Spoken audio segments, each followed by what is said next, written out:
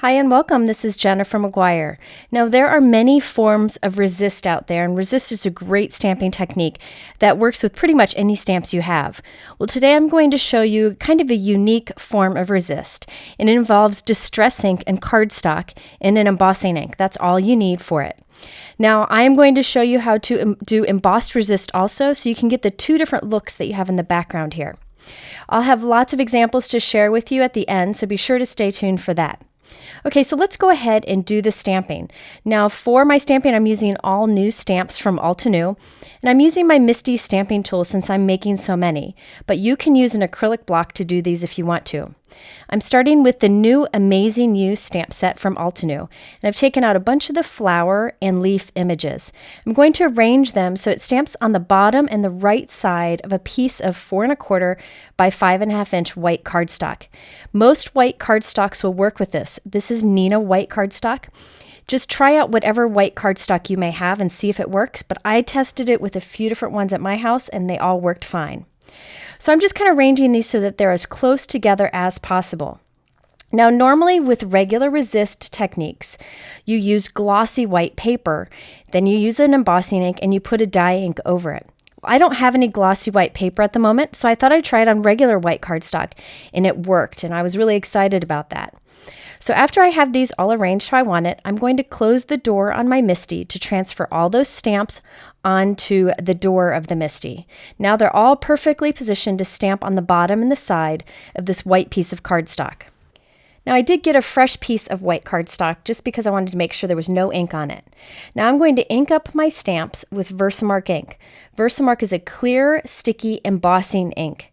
Now this time I'm actually not going to emboss it. I'm just going to stamp it and leave it as is. So I'm going to ink it up and stamp it with the Misty tool. Now, since I'm using the Misty tool and because it's easy to do, I'm going to go ahead and double stamp this. I'm going to ink it up again and stamp it again, but you do not have to do this. On some of the other examples, I only stamped once and it turned out fine. I just wanted to be sure I got each of these flowers. Now I am only stamping on the bottom and the right because I plan to cover up the top corner. However, if you wanted to, you could just rotate this cardstock completely around like I did just here and ink it up and stamp it again to stamp the other side of the white cardstock. But again, I don't need to do that since I'm covering up most of the card. Okay, so now this I am not going to put any embossing powder on. I can't see the image much at all. If I tilt it in the light, I see it shiny in a few places, so I'm just going to heat set it to kind of dry it as much as I can. You really don't have to heat set it, but I found I got great results if I did. Okay, so now I'm going to apply distress inks on top. You can try other dye inks if you don't have distress inks, but distress inks do work really well for this, and they blend nicely.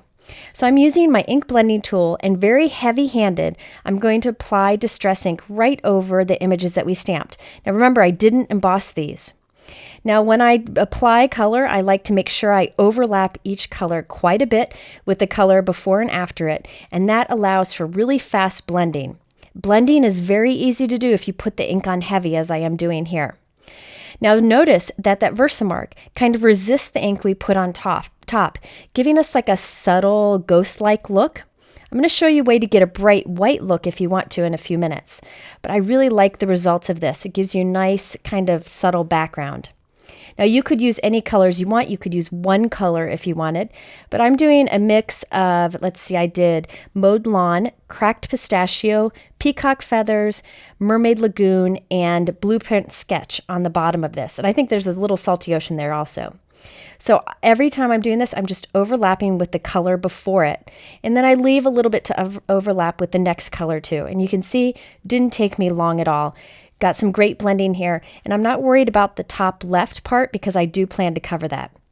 Once I'm done, I like to take a dry cloth and wipe any of the excess ink away, especially that ink that's on top of that stamping. So you can see it kind of makes it pop a little bit more. So I will be covering that top, as you see there with that piece of white cardstock. So that is distress resist, where you just use white cardstock and embossing ink and then put distress ink on top. You can also do this on glossy white cardstock for a different look if you wanted to. Now for this example, I'm going to do it a little bit differently. I'm going to start out the same. I've got the same stamps, another piece of white cardstock, and I'm stamping it with Versamark ink. Then I am this time going to add that embossing powder. So I decided to use a sparkle embossing powder this time. You could use just a plain clear or white embossing powder if you wanted to, but I thought the clear sparkle would be really fun. After I have the powder on, I'm going to go ahead and heat set it with my heat gun and apply ink in the exact same way as I did before. I did the same colors, applied it over these images the exact same way. Nothing's different. But this time you can see my flowers are much more vivid. That's because the embossing powder, that clear embossing powder, is trapping the white cardstock beneath it and completely resisting the color we put on top. So if you want really vivid white images, you want to use embossing powder with it. If you want it to be soft, like the previous example, you just skip the embossing powder completely. So these are two different looks. This particular technique that I'm doing right now is called embossed resist. I call the other distress resist. So here you have a really beautiful, vivid background. Again, you want to buff it with a dry cloth just to make all that ink pop out and check out that beautiful look. You can see that little bit of sparkle from the clear embossing powder that I used. Now I'm going to show you both next to each other so you can see the difference between the techniques. The technique I did at first is on the right without the embossing powder. On the left is with the embossing powder. So there you can see them also in the completed cards. Now I did want to show you one more background with the distress resist technique. For this one I'm using the Floral Shadow stamp set from Altenew. This has much more solid images. The previous example was outline, but I wanted to show you that even solid images work great for this technique. So for this I stamped the flowers with Versamark ink on the white cardstock. Just heat set it and put the distress ink on top, and look at that beautiful subtle background that you get. So you can pretty much use any stamps that you want for the distress ink or distress resist technique. Okay, next I wanted to show you how I put these cards together with that kind of lopsided white cardstock with the little strip underneath it. This is really easy to do. I'm cutting two pieces at once just to save time. This is just white cardstock that's cut to 4 1/4 by 5 1/2. Now I have a large rectangle die. Any rectangle die would work for this, or you can just cut it with your trimmer. Now I'm using a little bit of temporary tape to tape my two pieces of white cardstock together so that they stay put together when I cut these. Again, I'm just cutting two at once. Now I'm putting that rectangle die kind of lopsided up towards that left corner, and I'm just taping it in place, and I'm going to run this through my die cut machine. So basically I'm just kind of cutting a little corner off of this that I will use on the card. Again, you can use your trimmer if you wanted to, but this is a great way to put those rectangle dies to use. You could even use stitched rectangle dies or scallop rectangle dies if you wanted to. Okay, so now I have these two pieces here, and they're ready to go on the top corner of our card, but I need to add our sentiments. For the first example, I'm going to use the sentiments from this floral stamp set that I used earlier. I'm stamping on the bottom corner of this with VersaFine black ink. The reason I'm using VersaFine black ink is I want to clear heat emboss it so it has a little shine to it. So I stamp that right into the bottom and adding the clear embossing powder and heat setting it. Now I'm going to take my trimmer just to cut off that little strip with the sentiment off the bottom, and then I'm going to cut a tiny, tiny little sliver after that. This is just to give that cool little look of the split piece that I showed you in the example. So here I'm just cutting off a little hair off the edge of the white. I'm going to throw that little tiny sliver away and just keep the big piece and the sentiment. This is just something fun that you can add to the bottom. Okay, now on the bottom of the large piece, I'm going to stamp Beautiful. In the right above it, I will stamp Hello. Those are both from that same stamp set. Again, I'm using the VersaFine black ink and clear heat embossing it. Basically, I'm just tucking those sentiments to the bottom right corner of these white pieces. Now to pop this up, I added a piece of white craft foam behind that white kind of lopsided piece. The reason I'm doing this is this card is pretty simple, so I really kind of like the idea of popping it up completely. And also I'm using craft foam just so it stays nice and flat when it goes to the mail and it doesn't get crushed. Now I'm going to go ahead and glue that towards the top of my card. I did take that distress inked piece and put it on the front of a 4 1/4 by 5 1/2 inch top folding white note card. Now I can add this piece on top. Now we have that little sliver that I want to add with a little dimension also. So I'm using some foam tape strips from Stampin' Up. These are fantastic. You could also cut a thin strip of foam and tape that behind it, but this just seemed to be a quicker way to add that foam tape behind it.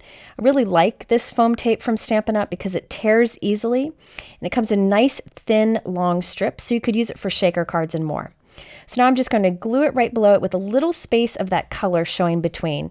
Just thought that was a fun design idea.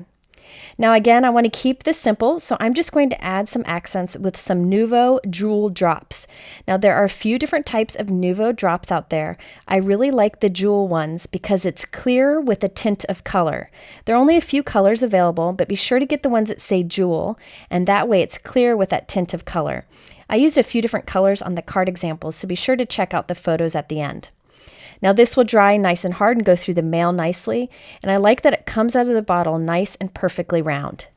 So I did get carried away and I made a bunch of examples with these techniques. I was just having a lot of fun with it. So I thought I'd show you which stamps I used with which cards. So this is the background that I showed you earlier. I created this with the Floral Shadows stamp set from Altenew. Great solid images in the background. Now for the sentiments, they came from this Hello Sunshine Altenew stamp set. I thought those fit nicely in the corner of that white piece. And that's a great sentiment to use for many occasions. Now these two I actually did a horizontal design. I cut the pieces the same technique. This one I used the Hello Sunshine for the sentiment on the top and for the background. I did embossed resist on the top example and then the distress resist on that card to the right. So you can see the difference between the two, and I love those bright colors in the background with that bright white solid piece on top. Now the You Make Me Happy is from the Simple Flower stamp set from Altenew. By the way, I will link all of these below so you can find them easily, or you can go to my blog for images of these cards and the products I use. Okay, now this next one, I used this Hibiscus Bouquet stamp set from Altenew for the background. For this one, I did the embossed resist. Since they were such thin line images, I decided to go ahead and do that technique, so it popped out a bit more. And I used some green distress inks over it. Now for the sentiments, I use this Halftone Circles stamp set from Altenew. This is another great new one. You'll see some examples in a moment. And the sentiments are fantastic in this. I really like the crafty friends are the best, along with that hello message. So you can see the little Nuvo drops are green on this one. Now this uses also that Halftone Circles stamp set that I just showed you, along with the sentiments. The example on the left, I use the embossed resist, and the example on the right, I use the distress resist. So you can see how one becomes much more vivid than the other.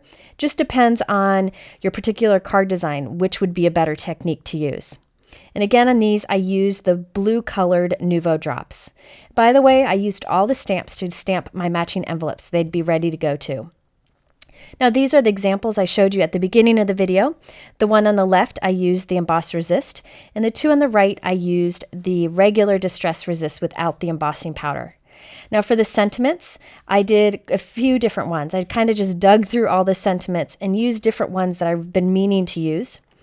From this new cactus stamp set from Altenew, I used the Hello Friend and then the sentiment that you are stronger than you think. I really like that message so much.